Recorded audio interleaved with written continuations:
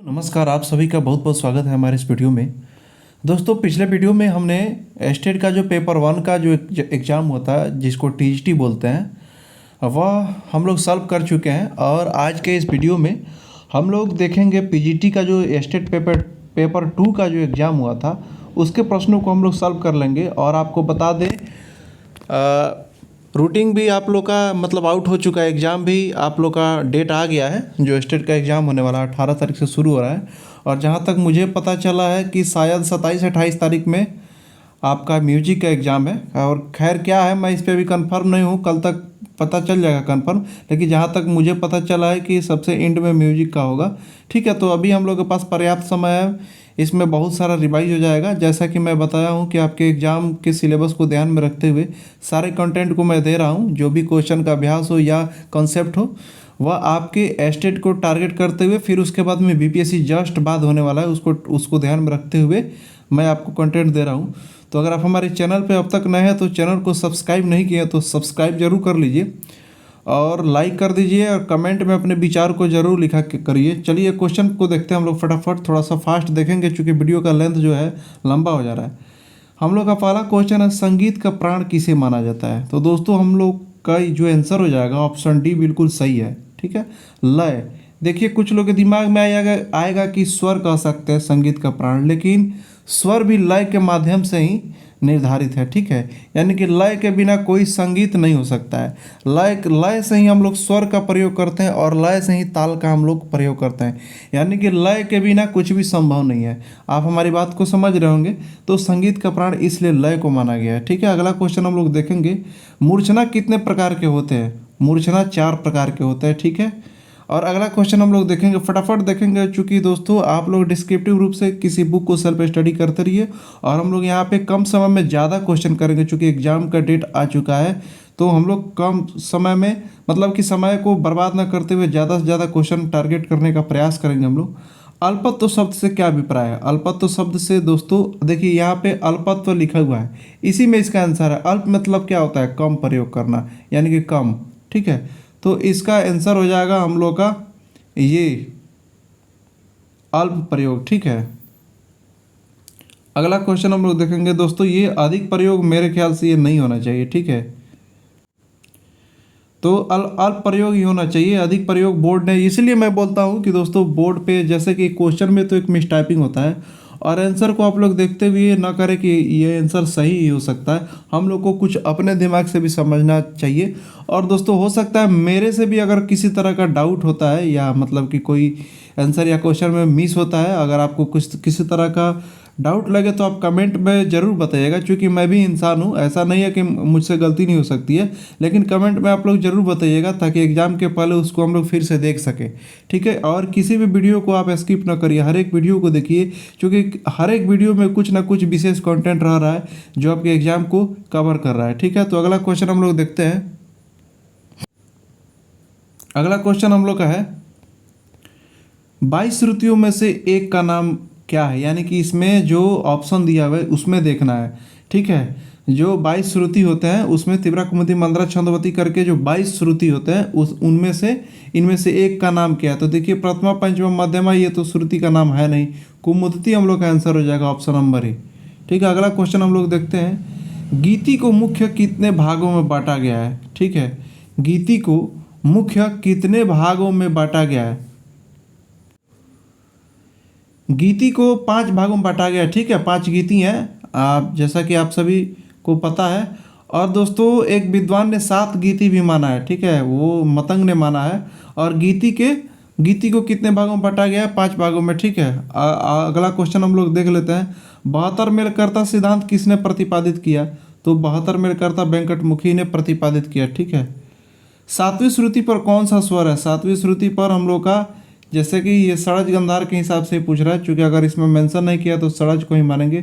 4 7 9 13, यानी कि ये पे सा होता है, यहाँ पे 7वीं पे ऋषभ होता है, तो हम लोग का ऋषभ आंसर हो जाएगा ऑप्शन सी हम लोग का। ठीक है, अगला क्वेश्चन हम लोग देख लेते हैं। क्वेश्चन नंबर 8 है, नारायण मोरेश्वर खरे द्वारा कितने रागों का उल्लेख है। तो नारायण मोरेश्वर खरे 30 रागांगों का उल्लेख किया है। फटाफट हम लोग देखते हैं, वीडियो का लेंथ लंबा हो जा रहा है थोड़ा बहुत मैं समझाते जा रहा हूँ। राग की परिभाषा सर्वप्रथम किस ग्रंथ में आई? राग की परिभाषा सर्वप्रथम मतंग के विदेशी में आई, ठीक है।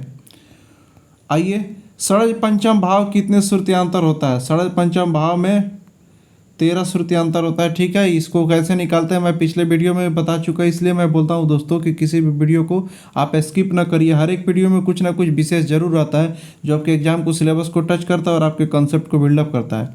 आइए 11 नंबर क्वेश्चन देखते हैं। मेलापक शब्द किससे संबंधित है? देखिए, उद्ग्रह मेलापक ध्रुव अभोग जो ये होता है प्रबंध का धातु होता है, तो ये प्रबंध से संबंधित है, ठीक है।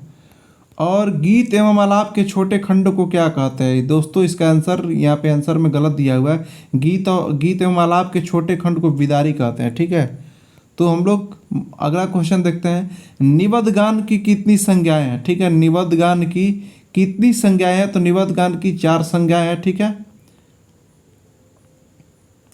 अगला क्वेश्चन हम लोग देख लेते हैं। निबद्ध गान की 4 संज्ञाएं हैं, ठीक है। कौन सा अनिबद्ध गान है? देखिए, कोई भी आलाप हो, किसी भी तरह का आलाप हो, वो अनिबद्ध होता है, क्योंकि आलाप में ताल में बांधना मतलब कि नहीं जाता है, वो स्वतंत्र रूप से गाते हैं, तो रागालाप इसका आंसर हो जाएगा हम लोग का। अगला क्वेश्चन हम लोग देखते हैं 15 नंबर। ख्याल गायकों के प्रचारक कौन थे? ठीक है, ख्याल गायक के प्रचारक सादा रंग और आधा रंग दोनों थे, तो ए और बी हम लोग का आंसर हो जाएगा, ठीक है। फयाज खां किस घराने के थे? दोस्तों सादा रंग आधा रंग किनके दरबारी गायक थे? तो मोहम्मद शाह रंगीले के, ठीक है। फयाज खां किस घराने के संगीतज्ञ थे? देखिए इसमें तो ऑप्शन में ही नहीं है। फयाज खां आगरा घराने के रत्न है, ठीक है, आगरा आंसर हो जाएगा हम लोग का, इनमें ऑप्शन ही नहीं है। इसलिए दोस्तों आप लोग आंसर पे ना जाए कि आंसर यहाँ पे आपको स्क्रीन पे दिख रहा है तो आंसर सही होगा। हम लोग अपने दिमाग से भी चलेंगे कि क्या सही और क्या गलत है, ठीक है। बाकी आप लोग देखते जाइए, मैं अपनी तरफ से पूरा बेस्ट देने का प्रयास कर रहा हूँ। बाय द वे किसी तरह का मिस होता भी है तो आप कमेंट करके ज़रूर बताएंगे, ठीक है। कृष्णराव शंकर पंडित किस घराने से संबंधित है? तो कृष्णराव शंकर पंडित बिल्कुल ये ग्वालियर घराने से संबंधित है, इसका आंसर हम लोग का ग्वालियर हो जाएगा, ठीक है। अगला क्वेश्चन हम लोग देख लेते हैं। संगीत किसे कहते हैं? दोस्तों गायन और वादन के तीनों के मिश्रण को संगीत कहता है, बिल्कुल एकदम सटीक आंसर है। शब्द और स्वर दोनों की उत्पत्ति किससे मानी गई है? ठीक है, शब्द और स्वर की उत्पत्ति देखिए ओम, ओम में ब्रह्मांड है, ये जो ओम है ना, यहीं से सब स्वर और मतलब कि शब्द की उत्पत्ति मानी गई है संगीत के सिद्धांत से, मतलब कि जो हमारे ग्रंथ बताते हैं उसके हिसाब से। तो ओम से शब्द के और नाद मतलब कि शब्द और स्वर दोनों की उत्पत्ति होती है। और आज भी रियाज वगैरह के लिए सबसे पहले जो गुरु जी लोग बताते हैं ओम की साधना ही बताते हैं, जिससे हमारे एक तरह से प्राणायाम जैसा है ये स्वर का और गले का तैयारी के लिए, ठीक है। तो आइए अगला क्वेश्चन देखते हैं। शाम में मुख्य गायक को क्या कहा जाता था? यानी कि शाम गायन के समय जो गायक होते थे उनमें से मुख्य गायक को क्या कहा जाता था? देखिए ये तो मतलब कि मुख्य गायक उद्गाता थे, फिर सेकंड प्रतिहारता और प्रस्तुता ये थे, मतलब कि आपके मतलब 3 उसमें गायक होते थे, लेकिन सबसे मुख्य गायक को हम लोग का उद्गाता कहा जाता था। ऑप्शन बी हम लोग का आंसर सही हो जाएगा, ठीक है। उत्तरी एवं दक्षिण संगीत दोनों पद्धतियों का प्रमाणिक ग्रंथ कौन सा है? उत्तरी एवं दक्षिण का अब मैं पिछले वीडियो में बता चुका हूँ कि संगीत रत्नाकर एक ऐसा ग्रंथ है जो उत्तरी संगीत और दक्षिणी संगीत दोनों में इनकी मान्यताएं हैं, ठीक है। कर्नाटक संगीत में गावली हिंदुस्तानी, गावली नहीं है दोस्तों, जावली लिखा हुआ है, मिस टाइपिंग है बोर्ड का ये, ठीक है, इसको जावली समझेंगे। जावली हिंदुस्तानी संगीत के किस विधा से संबंधित है? ये ठुमरी से, ऑप्शन सी हम लोग का सही आंसर हो जाएगा, ठीक है। कर्नाटक संगीत में रागों के स्वर डैश डैश युक्त होते हैं। कर्नाटक संगीत का जो राग के स्वर होते हैं उसमें देखिए कर्नाटक संगीत में गमक वाला गायकी बहुत ज़्यादा होता है, ठीक है। तो गमक आंसर हम लोग का हो जाएगा, ऑप्शन के हिसाब से हम लोग का गमक आंसर हो जाएगा। दोस्तों थोड़ा सा मैं फास्ट चल रहा हूँ क्योंकि चूँकि वीडियो का लेंथ लंबा हो जा रहा है और क्वेश्चन बहुत ज़्यादा, समय हम लोग के पास कम है, अभी हमें बहुत ज़्यादा क्वेश्चन कराना है। अभी आपके एग्जाम के पहले मेरा टारगेट है 2-2,500 क्वेश्चन प्रीवियस ईयर मैं करा दूँ, ताकि आपको हर तरह से तैयार किया जा सके, ठीक है। केवल मेरा स्टेट ही टारगेट नहीं है, मेरा टारगेट आपका बीपीएससी भी है, ठीक है। और आने वाले तमाम एग्जाम आपको इसी तैयारी से हो सकता है, जैसे EMRSO DSSB, किसी भी तरह का संगीत का TGT PGT एग्जाम आप आराम से दे सकते हैं, ठीक है। 24 नंबर क्वेश्चन देखते हैं। निम्नलिखित में से कौन सा राग दक्षिणी पद्धति का है? ठीक है, तो ये मालकौंस, रामकली, भूपाली ये सब हमारे यहाँ उत्तरी संगीत में, किरवाड़ी जो है ये दक्षिण संगीत का राग है। ऑप्शन नंबर क्वेश्चन नंबर 25 देखते हैं। गाने की क्रिया को क्या कहते हैं? देखिए गाने की क्रिया को वर्ण कहते हैं। वर्ण का परिभाषा ही होता है गाने की क्रिया को वर्ण कहते हैं, तो हम लोग का वर्ण आंसर हो जाएगा। देखिए इसमें भी आलाप दिया हुआ है, आंसर गलत आंसर दिया हुआ है। क्वेश्चन नंबर 26 हम लोग देखते हैं, राग भूपाली का वादी स्वर कौन सा है? ठीक है, तो राग भूपाली का वादी स्वर हम लोग का, देखिए राग भूपाली का वादी स्वर ध होता है, यहाँ पे घ लिखा हुआ है तो हम लोग इसको ध मानेंगे। ठीक है, अगला क्वेश्चन हम लोग का 27 नंबर, संगीत में कितने शुद्ध स्वर होते हैं? संगीत में शुद्ध स्वर 7 शुद्ध स्वर होते हैं, पूरी दुनिया जानती है। ठीक है, अगला क्वेश्चन हम लोग देखते हैं, क्वेश्चन नंबर 28, शहनाई क्या है? यानी कि पूछ रहा है शहनाई कैसा वाद है? तत् अवनत सुशीर तो घन तो है नहीं, हम लोग का ऑप्शन डी सही हो जाएगा, क्योंकि ये हवा से बजता है, सुशीर वाद है, फूंकते हैं इसको। ठीक है, तो वीणा का प्रकार है, तो वीणा इसमें से ऑप्शन के हिसाब से देखिए कुछ दोस्तों क्वेश्चन और ऑप्शन को देख करके एलिमिनेट करके आंसर निकालते हैं। ये क्वेश्चन पूछ क्या रहा है, वीणा का प्रकार है। ठीक है, यानी कि पूछ रहा है कि इनमें से कौन सा वीणा का प्रकार है, तो नकुली वीणा का आप लोग नाम सुने होंगे, नकुली वीणा हम लोग का आंसर हो जाएगा। सरोद किससे बजाया जाता है? दोस्तों सरोद जो है जावा से बजाया जाता है, ऑप्शन सी हम लोग का सही है, सरोद जावा से बजाया जाता है। हारमोनी का अर्थ क्या है? हारमोनी का अर्थ है संवाद स्वरों का वादन। ठीक है, जो कि वेस्टर्न म्यूजिक में इसका प्रयोग ज़्यादा होता है, और हम लोग उत्तरी संगीत में भी जो कॉर्ड लेते हैं ये वेस्टर्न का और हारमोनी का ही एग्जाम्पल है। ठीक है, अगला क्वेश्चन हम लोग देखते हैं फटाफट। 32 नंबर क्वेश्चन है, जब कोई स्वर एक सेमीटोन नीचे हो तो उसे क्या कहेंगे? जब एक सेमीटोन नीचे आता है ना तो उसको फ्लैट कहते हैं, और जब एक सेमीटोन ऊपर जाता है उसको शार्प बोलते हैं। लेकिन क्वेश्चन के हिसाब से हम लोग का आंसर फ्लैट हो जाएगा, हम लोग का ऑप्शन नंबर ए बिल्कुल सही जवाब है। 33 नंबर क्वेश्चन है, स्त्रियों की गायन सीमा कौन सी है? स्त्रियों की जो गायन सीमा है दोस्तों, ये पाश्चात्य संगीत का क्वेश्चन है, तो अल्टो जो है ना ये स्त्रियों का गायन सीमा है। ठीक है, बोर्ड ने भी सही माना। ठीक है, देखिए उस्ताद अलाउद्दीन खान ने मैहरवाद वृंद के लिए कितनी रचनाएं की? मैहरवाद वृंद के लिए 240 रचनाएं की। ठीक है, अगला क्वेश्चन हम लोग देखते हैं 35 नंबर क्वेश्चन है, पंडित भातखंडे को किस उपनाम से जाना जाता है? चतुर पंडित इन्हीं को कहा जाता है, और विष्णु शर्मा इनको बोला जाता है। ठीक है, एक और इनका उपनाम है दोस्तों पंडित भातखंडे का, जिसको आप कमेंट करके मुझे ज़रूर बताएंगे। ठीक है, और पिछले वीडियो में उसको बता भी चुका हूँ। पंडित ओंकार नाथ ठाकुर का जन्म कब और कहाँ हुआ था? ठीक है, पंडित ओंकार नाथ ठाकुर का जन्म, देखिए इसमें ऑप्शन में आपका ये गलत जवाब दिया है, 24 जून को तो हुआ था दोस्तों, 24 जून को तो हुआ था, लेकिन इसमें देखिए ऑप्शन ही दे देता है, बोर्ड भी कंफ्यूज कर देता है ऐसा ऐसा। देखिए सब गलत है। ठीक है, इसका आंसर हो जाएगा 24 जून। ठीक है, 1897 हो जाएगा इसका आंसर, 1897 हो जाएगा। ठीक है, अगला क्वेश्चन हम लोग देखते हैं 37 नंबर क्वेश्चन है, 10 विध राग वर्गीकरण का उल्लेख मिलता है, तो 10 विध राग वर्गीकरण का उल्लेख संगीत रत्नाकर, इसका आंसर हो जाएगा। बहुत सारे आंसर गलत है, इसलिए आप लोग आंसर पे विश्वास ना करिएगा। ठीक है, अपना दिमाग भी हम लोग को लगाना है, और हम सबको मिल करके सीखना है। यहाँ पे कोई शिक्षक और कोई स्टूडेंट का बात नहीं है, मैं भी आप ही की तरह हूँ। ठीक है, मैं आपके साथ सीख रहा हूँ खुद। ठीक है, तो इसमें कोई ऐसा कुछ नहीं है, हम सभी को मिल करके सीखना है। लोचन द्वारा रचित ग्रंथ का क्या नाम है? लोचन द्वारा रचित ग्रंथ का नाम राग तरंगिणी है। ठीक है, बिल्कुल ऑप्शन ए जवाब हम लोग का सही है।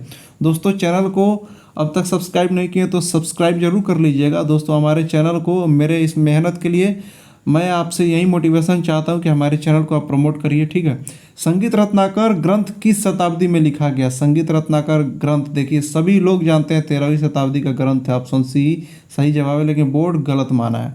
ठीक है, अगला क्वेश्चन देखते हैं। इसलिए मैं दोस्तों बोल रहा हूँ कि ये जो आंसर लिखे हुए हैं इस पर आप लोग ध्यान ना देंगे, हम लोग को अपने दिमाग से पढ़ना है। किस संगीत रत्नाकर ग्रंथ में समूह गायन तथा वादन के लिए प्रयुक्त संज्ञा है? हाँ, ये तो बिल्कुल सही जवाब है, वृंद इसका जवाब सही है। क्वेश्चन 40 का, राग हमीर किस थाट के अंतर्गत आता है? राग हमीर कल्याण थाट का, ये भी सही है बिल्कुल। ऑप्शन नंबर 42 देखेंगे क्वेश्चन नंबर, दरबारी कन्नड़ा का थाट क्या है? ये भी सही है, असावरी थाट का राग है। अगला क्वेश्चन हम लोग देखेंगे फटाफट। 43 है हम लोग का, ध्रुपद के साथ कौन सा ताल प्रयुक्त किया जाता है? तो ध्रुपद के साथ 4 ताल प्रयुक्त होता है, बिल्कुल सही जवाब। अगला क्वेश्चन है, किस ताल में खाली सम पर है? किस ताल में खाली सम पर है, यानी कि पहली मात्रा पर खाली है, तो ये रूपक इसका बिल्कुल सही जवाब है। ठीक है, हालांकि रूपक में कुछ लोग इसमें सम भी मानते हैं पहली मात्रा पे, लेकिन हमारा जो बिहार बोर्ड है वह खाली मानता है, तो हम लोग खाली ही मानेंगे, और बिल्कुल सही जवाब भी है। तो 44 नंबर क्वेश्चन का ये रूपक आंसर हो जाएगा। हम लोग 45 नंबर क्वेश्चन देखते हैं, लय के चाल क्रम को क्या कहते हैं? जो लय का चाल क्रम होता है ना, जिसको ये गति होता है, जो लय का गति होता है, ठीक है, इसको यति बोलते हैं। इसी में मतलब कि वो जो मृदंगम, गोपुच्छा, ये जो है ना चाल क्रम जो लय के, ये यति इसको बोलते हैं। वही क्वेश्चन पूछ रहा है, ठीक है। तो हम लोग लय के चाल क्रम को क्या कहा जाता है, तो यति हो जाएगा, जो 5 प्रकार के होते हैं, ठीक है। जिसको चलिए अगला देखते हैं, खंड जाति में कितनी मात्राएं होती हैं। 46 नंबर क्वेश्चन का जो है, खंड जाति में कितनी मात्राएं होती हैं। तो दोस्तों ये ताल का जो जाति होता है 5 प्रकार का, तिसत्र, चतस्त्र, उसके बाद में आपका खंड, मिश्र, संकीर्ण, यही ये क्वेश्चन पूछ रहा है, उसी पैटर्न पे क्वेश्चन है। तो खंड जाति में 5 मात्रा होता है। हम लोग का ऑप्शन नंबर बी सही जवाब है, ठीक है।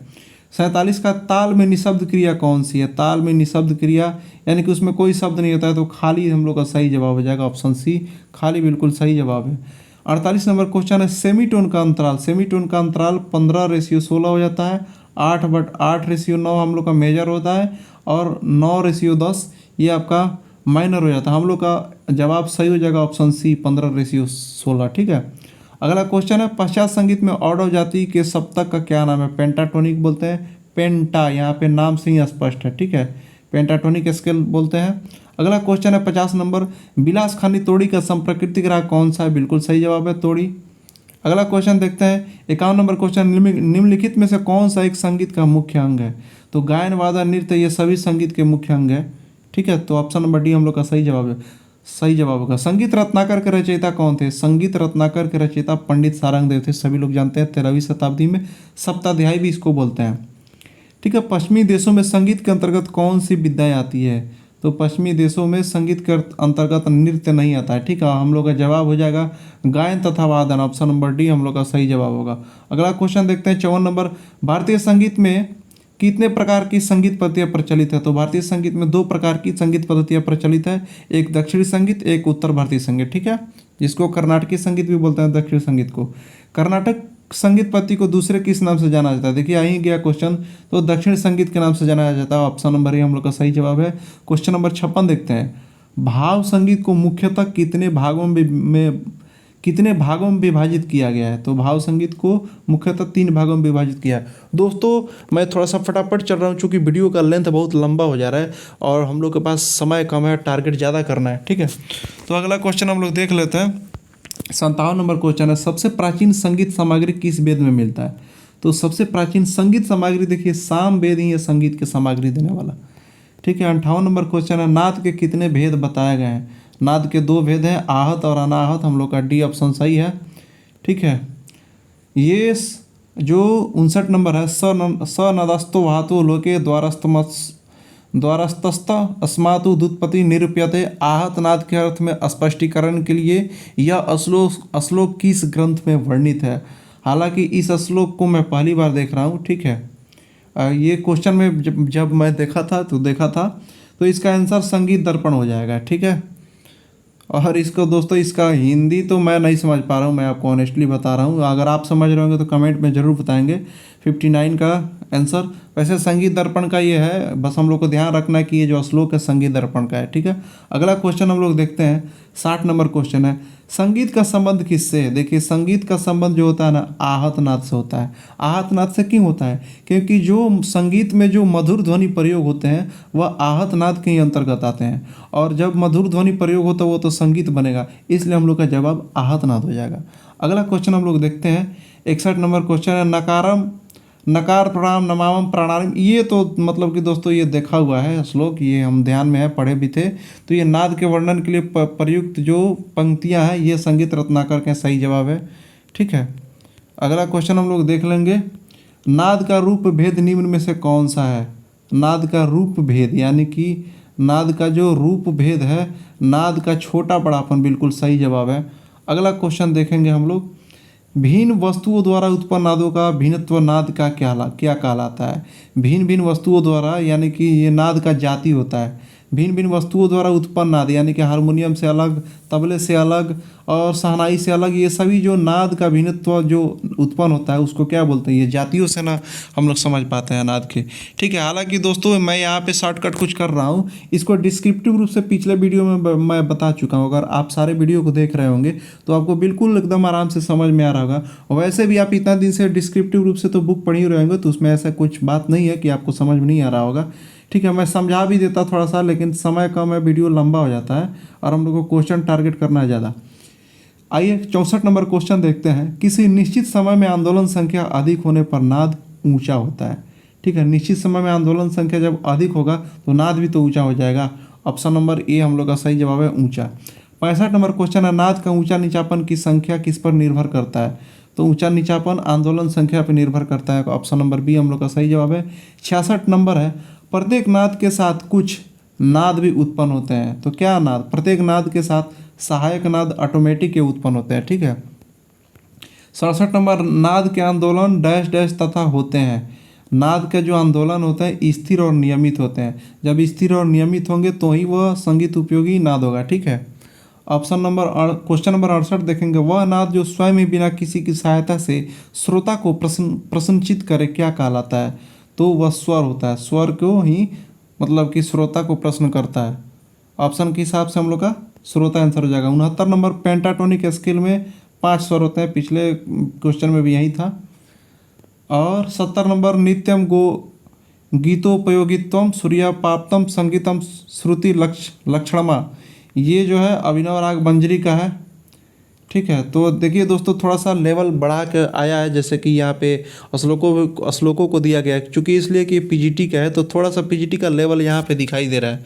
ठीक है, वैसे टीजीटी और पीजीटी का क्वेश्चन तो सेम ही लग रहा है। निम्नलिखित में से 22 श्रुतियों में से एक है। श्रुति का जो नाम है विहागिनी, रौद्रिका, मधुवंती, ये सब नहीं है, दायावती श्रुतियों का नाम है। ठीक है, तीव्रा कुमुदी मंद्रा छंदवती दायावती, 5वीं श्रुति का नाम है ये। ठीक है, दायावती। तो दोस्तों आप देख रहे होंगे कि कितना शानदार कंटेंट है। अच्छा, आप चीज़ एक देख रहे होंगे कि जितने भी क्वेश्चन है, जैसे प्रीवियस ईयर के क्वेश्चन है स्टेट का, मेरे चैनल के माध्यम से आपको जितने भी कंटेंट अब तक दिए गए हैं, अगर आप पूरा फॉलो किए हैं तो आपको लग रहा होगा कि कोई भी कंटेंट जो मेरे वीडियो से आपको समझाया गया वो इसके सिलेबस से बाहर नहीं है। ठीक है, इसलिए मैं विश्वास दिलाता हूं कि आप भरोसा देकर के मेरा साथ दीजिए। मैं आपका साथ दे रहा हूं, आप पढ़ते जाइए, जरूर सफल होंगे। निम्नलिखित में से श्रुति नाम को इंगित कीजिए। तो रंजनी, मंद्रा, क्रोधा, ये सभी श्रुति, ऑप्शन डी हम लोग का सही जवाब हो जाएगा। 73 नंबर, भारतीय संगीत में श्रुतियों की संख्या कितनी मानी गई है। भारतीय संगीत में श्रुतियों की संख्या 22 मानी गई है। ठीक है। 74 नंबर क्वेश्चन है, भारतीय काल में 3 स्वरों के गान को क्या कहते हैं। भारतीय काल में 3 स्वरों के गान को सामिक बोलते हैं। ठीक है, और आर्चिक बोलते हैं, 1 स्वर को गाथिक बोलते हैं, 2 स्वर को सामिक बोलते हैं, 3 स्वर को। ठीक है, भारतीय काल में 3 स्वरों को सामिक बोलते हैं। साम गायकों द्वारा सर्वप्रथम कौन से स्वरों की खोज की गई। तो ग रे सा। ठीक है, ग रे सा, इन्हीं स्वरों की खोज की गई, बिल्कुल सही जवाब है। और हम लोग अगला क्वेश्चन देखते हैं, वैदिक कालीन स्वर कृष्ट यानी कि क्रुष्ट इसका नाम है का आधुनिक नाम क्या है। तो वैदिक कालीन का जो कृष्ट प्रथमा द्वितीय है उस समय मध्यम से शुरू होता था। ठीक है, उस हम लोग वैदिक काल का जो कृष्ट है ये मध्यम से शुरू होता था आधुनिक के हिसाब से, बिल्कुल सही जवाब है। सामगान के कितने भाग होते हैं। सामगान के 7 भाग हैं, बिल्कुल सही जवाब है। आपका 78 नंबर क्वेश्चन है, वैदिक काल में सामगान के मुख्य गायक को क्या बोलते हैं। तो उद्गाता बोलते हैं। देखिए एक ही टाइप का क्वेश्चन कई बार पूछ लिया है। अगला क्वेश्चन हम लोग देखते हैं, रजयंती स्वतः, ये जो देखिए फिर से आ गया है आपका, ये श्लोक का क्वेश्चन है। तो संगीत परिजात और संगीत रत्नाकर, ये श्लोक बस ध्यान में रखेंगे। ठीक है, तो संगीत परिजात और संगीत रत्नाकर का ये बिल्कुल सही जवाब है। स्वर कितने प्रकार के होते हैं। तो स्वर कौन कौन से, दो प्रकार के होते हैं, एक विकृत और शुद्ध। ठीक है, अगला क्वेश्चन हम लोग देखते हैं 81 नंबर, शुद्ध स्वर के कौन से 2 प्रकार है। शुद्ध स्वर के ए और बी, चल स्वर और अचल स्वर दोनों सही है। ठीक है। 82 नंबर क्वेश्चन है, विकृत स्वर के कौन से 2 प्रकार है। तो कोमल और तीव्र, ये बिल्कुल सही जवाब है हम लोग का। अगला क्वेश्चन है, उत्तर भारतीय संगीत में कौन से स्वर अचल कहे जाते हैं। तो षडज और पंचम कहे जाते हैं। ऑप्शन के हिसाब से हम लोग का षडज और पंचम बिल्कुल सही जवाब है। अगला क्वेश्चन देखते हैं 84 नंबर, उत्तर हिंदुस्तानी संगीत यानी उत्तरी हिंदुस्तानी संगीत में कौन से स्वर चल स्वर की श्रेणी में आते हैं। तो चल साप को छोड़ करके जो ऋषभ गंधार ये सभी मतलब कि चल स्वर है। अचल स्वर है सा और प। श्रुति व स्वरों का रहने का स्थान क्या कहलाता है? ग्राम कहलाता है। ग्राम में ही ना कोई रहेगा, गांव में ही ना रहेगा कोई। बस इतना से शॉर्टकट थॉट से समझिए, ठीक है। फटाफट क्वेश्चन को देखते जा रहे हैं, चूँकि समय के अभाव में इतना फास्ट चलना मजबूरी है, चूँकि एग्जाम का डेट आ चुका है, बहुत सारा क्वेश्चन टारगेट करना है। एक सप्तक में कितने स्वर होते हैं? एक सप्तक में 12 स्वर होते हैं, 7 शुद्ध और 5 विकृत, ठीक है। 87 नंबर क्वेश्चन है, विकृत स्वर कितने होते हैं? विकृत स्वर हम लोग का 12 स्वर होता है। अगला क्वेश्चन हम लोग देखते हैं, सप्तक के प्रथम भाग सा रे म को क्या कहते हैं? तो पूर्वांग कहते हैं, ठीक है। इधर के भाग को पूर्वांग बोलते हैं, इधर के भाग को उत्तरांग बोलते हैं, तो ध्यान रखेंगे। 89 नंबर क्वेश्चन है, पश्चात संगीत में कितने स्वरांतर माने जाते हैं? Semitone, major tone, minor tone, ये सभी आपके पश्चात संगीत के स्वरांतर आता है, ये सभी आंसर हो जाएगा ऑप्शन डी। अगला क्वेश्चन 90 नंबर, पश्चात संगीत का शुद्ध स्वर सप्तक किस राग के समान है? पश्चात संगीत का शुद्ध स्वर सप्तक बिलावल के समान है, ठीक है, बिल्कुल सही जवाब है, शुद्ध स्वर सप्तक बिलावल के समान है। 91 नंबर क्वेश्चन देखते हैं, पश्चात संगीत में शुद्ध स्वर सप्तक को क्या कहते हैं? तो शुद्ध स्वर सप्तक को पश्चात संगीत, दोस्तों ये सी मेजर होना चाहिए, ठीक है। आंसर में ई मेजर दिया है, मुझे कुछ पच नहीं रहा है, ये सी इसका आंसर होना चाहिए। आप क्या सोचते हैं इसके बारे में कमेंट करके जरूर बताएंगे, ठीक है। 92 नंबर क्वेश्चन है, मेजर टोन इंटरवल निम्न में से किस स्वर जोड़ियों के बीच पाए जाते हैं? तो सारे, म प ध नि, ये सभी स्वर मेजर टोन इंटरवल पाए जाते हैं। दोस्तों मेजर टोन इंटरवल कैसे निकालते हैं ये पिछले वीडियो में मैं बता चुका हूँ, यहाँ पे मैं नहीं बता रहा हूँ, क्योंकि थोड़ा सा वीडियो का लेंथ लंबा हो जाता है, ज़्यादा ये करने पे क्वेश्चन सॉल्व करना है। और देखिए अगला क्वेश्चन हम लोग देखते हैं, 93 नंबर, निम्नलिखित में से माइनर टोन किन स्वरों के मध्य पाया जाता है? माइनर टोन रेगा पधा, ठीक है, रेगा और पधा के बीच माइनर टोन पाए जाते हैं। दोस्तों यहाँ पे हम लोग को देखिए मैं यहाँ पे बता दे रहा हूँ आपको शॉर्टकट में, ये माइनर और मेजर निकालते कैसे टोन। जो आंदोलन संख्या है ना, ये दोनों स्वरों का आंदोलन संख्या का रेशियो निकालेंगे।